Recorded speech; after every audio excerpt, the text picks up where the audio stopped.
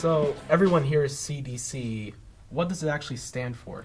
The acronym CDC stands for the Centers for Disease Control and Prevention. Why isn't it CDCP? That's a question I've actually wondered myself. So CDC, when CDC was formed in 1946, its name was the Communicable Disease Center, and at that time it was designated to be CDC. Over the last 71 years, the name has changed 5 times, but thankfully the people changing the name were able to recognize the name brand recognition the term CDC has, and so CDC has remained its nickname, we'll say. A lot of the general public knows what the CDC is in terms of vaccines and general health warnings, but I don't think they know the inner workings, the hows, the whys. What is the CDC? So that's a great question, and I think you're right. Many people do know some about CDC, generally what they see in the media, which tends to be vaccine controversy or outbreak coverage. But generally speaking, CDC is a federal agency that safeguards the people's health. And so what that means is we here at CDC, everything that is done relates to some aspect of keeping people safe and healthy, improving their health, preventing certain outbreaks or preventing certain diseases from spreading, but then also addressing things like creating safe environments for people from birth until later in life. And what we see as the American people is mostly the outbreaks because they're covered in the news, but here at CDC, things are happening day in, day out. The collection of data to analyze those to see what we could do better to improve the health of the United States and abroad. The scope of CDC's work certainly has broadened. When we started as Communicable Disease Center in 1946, the focus was mainly zoonotic diseases, which are diseases spread by animals. Interestingly enough, they were focused mostly on insects at the time, murine, typhus, malaria. They also believed at the time that polio was possibly spreading through fleas, so that was the focus that they through flies. So that's the focus that they were doing. And then as the years have gone by, as different public health events have happened, CDC has changed a bit to address those concerns, and then generally speaking, continue to expand after the event.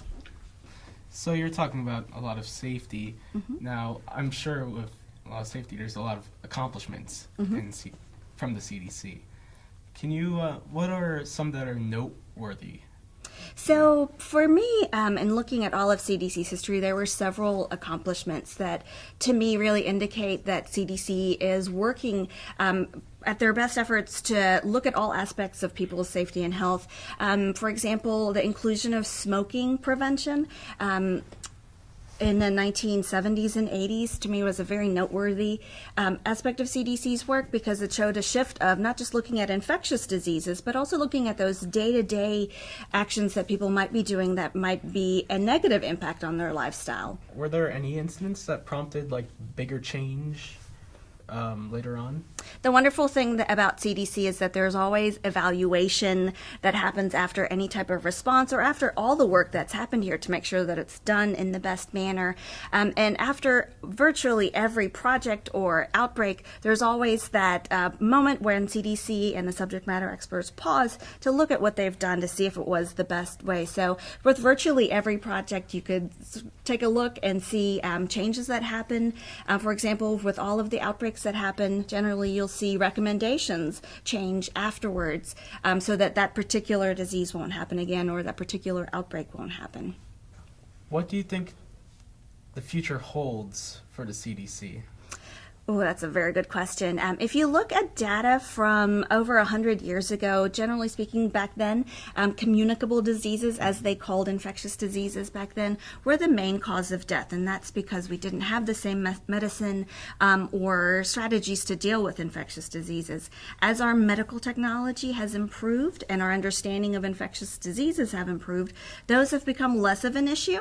And we're seeing chronic diseases and injury prevention as the major threats for at least the United States and some other developing countries. So I would say that as we look into the future, we continue looking at all aspects of people's health, but certainly chronic diseases is a very important part of that.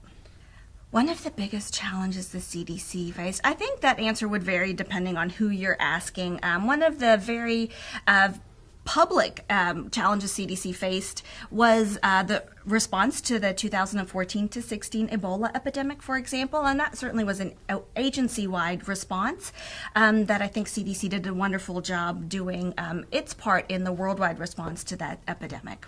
In the museum, we have several different programs ranging from teacher workshops to guided tours, curator tours.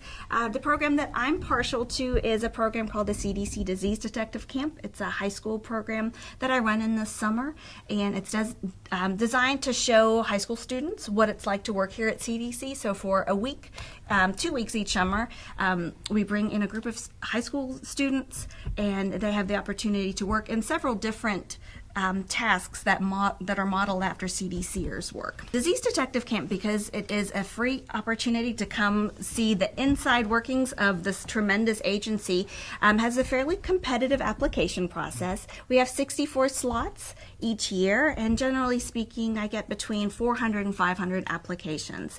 So if anyone is interested, they would check the museum website and download the camp application, submit it by April 2nd, and then they'll hear back about a month later whether they've been offered a slot or if they've been put on a wait list or if we did not have a slot for them this year. The thing about CDC that I think is absolutely wonderful and that makes me very proud and happy to work here is the sense of altruism that all of the CDCers work with. In my job at the museum, I interact with people from across CDC for the various programs the museum offer, and without exception, every single person is incredibly dedicated to their work. It's very important to them that they make a positive impact on health and safety, depending on their respective fields, and working in a place like that really gives you a sense of that there is tremendous good in the world and that people working really hard in the area could make a big difference.